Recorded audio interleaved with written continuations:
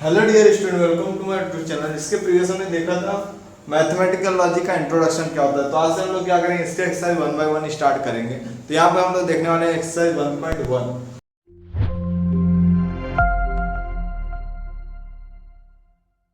1.1 का जो first question है वो क्या है, यहाँ पे state which of the following sentences are a statement. मतलब जो भी सेंटेंस दिए गए वो स्टेटमेंट है क्या। इफ अगर वो स्टेटमेंट है तो उनकी ट्रुथ वैल्यू क्या है, उसका हमें रीजन देना है। तो 1 बाय 1 देखेंगे।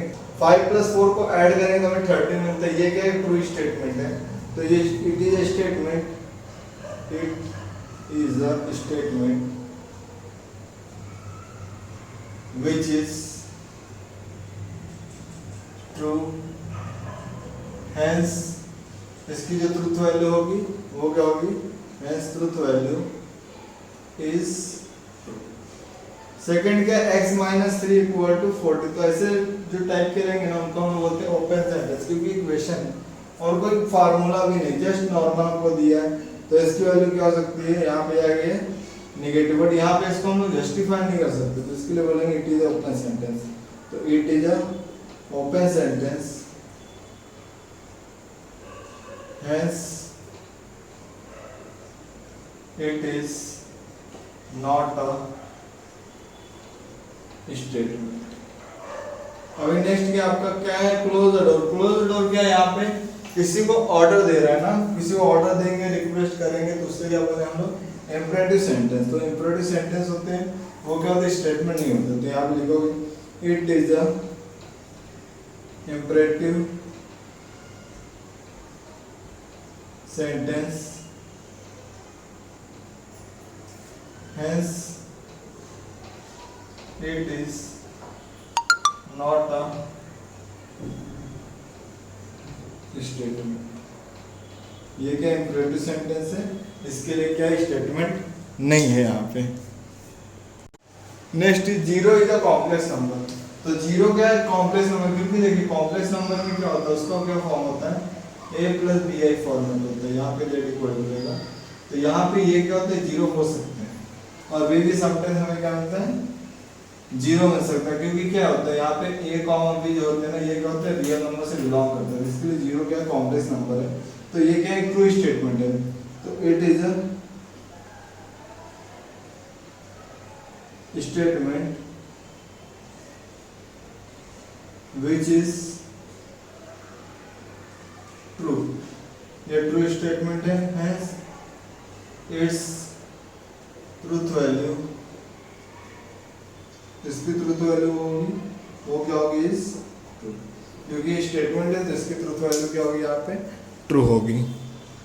क्वेश्चन है, please give get me a breakfast. तो यहाँ पे क्या कर, रिक्वेस्ट कर, रिक्वेस्ट करेगा तो उससे क्या बोलेंगे, इंपेरेटिव सेंटेंस। तो it is a imperative sentence, it is a imperative, ये क्या एक इंपेरेटिव सेंटेंस है, imperative sentence, hence it is not a statement। ये एक नॉर्मल सेंटेंस है, जो सेंटेंस तो कॉन्ग्रुएंट ट्रायंगल आर सिमिलर। अगर कोई क्या ट्रायंगल कॉन्ग्रुएंट है तो वो सिमिलर होता है। ये क्या एक ट्रू स्टेटमेंट है। तो it is a true statement, it is a true statement, hence इसकी जो ट्रुथ वैल्यू होगी वो क्या होगी, ट्रुथ वैल्यू इज। अब यहाँ पे क्या, x² = 2 है, x² = x। अगर मैं सपोज 2 का स्क्वायर कर दूं, मुझे क्या 4 मिलेगा, बट यहाँ पे सेम नहीं मिल रहा है ना। अब यहाँ पे इक्वेशन में कोई कुछ भी ले सकता है, नेगेटिव ले सकता है, पॉजिटिव ले सकता है। तो ये क्या ओपन सेंटेंस, क्योंकि ओपनली कोई वैल्यू हम लोग पुट कर सकते हैं। तो ये क्या ओपन सेंटेंस है। So it is a open sentence, hence it is not a statement। Next क्या, quadratic equation can not have more than two root. तो ये क्या एक ट्रू स्टेटमेंट है, तो इसकी जो ट्रूथ वैल्यू होगी वो क्या होगी, ट्रू होगी, क्योंकि जो क्वाड्रेटिक इसमें उसके 2 ही रूट होते हैं, उससे ज्यादा नहीं हो सकते हैं।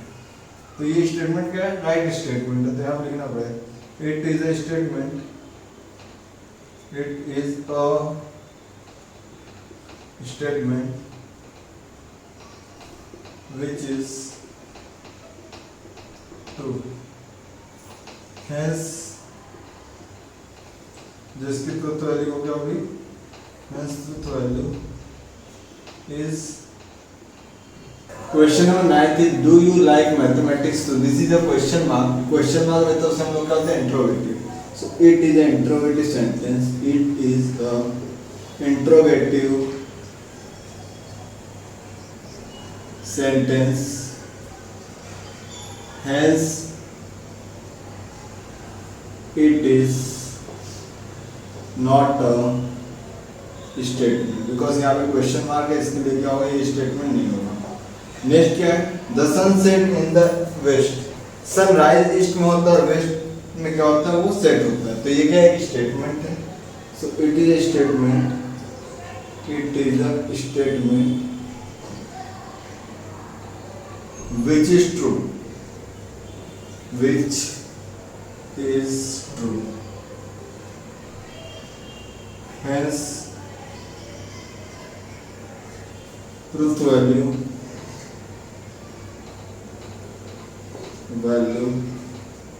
is।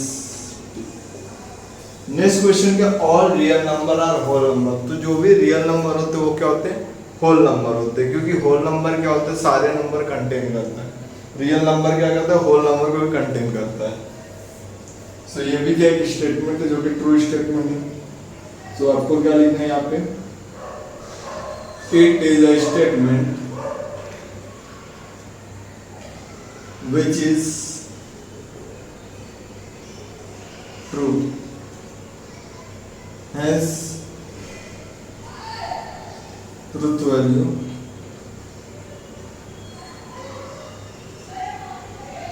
is। नेक्स्ट क्वेश्चन क्या है, question number 12 is can you speak Marathi, तो यहाँ पे क्वेश्चन मार्क है, जहाँ पे क्वेश्चन मार्क हो वो क्या होगा, इंट्रोगेटिव सेंटेंस होगा, सो it is a interrogative sentence, it is a interrogative